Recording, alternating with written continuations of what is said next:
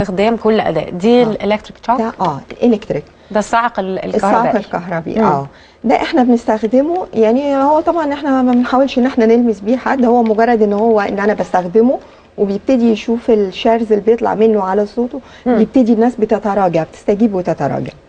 لو في لا قدر بس الله ممكن لو الموضوع تعدى ان حضرتك تستخدميه، لان ده بيشيل الحركه ان استخدامه هيضرب خطر اكبر. تمام. تمام.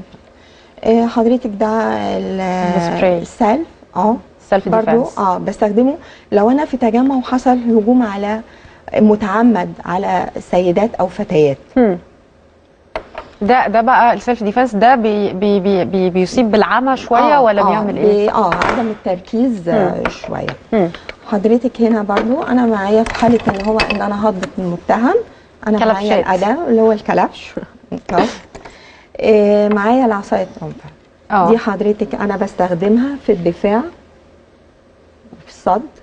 ممكن بخبط بيها، ممكن بكلبش بيها متهم.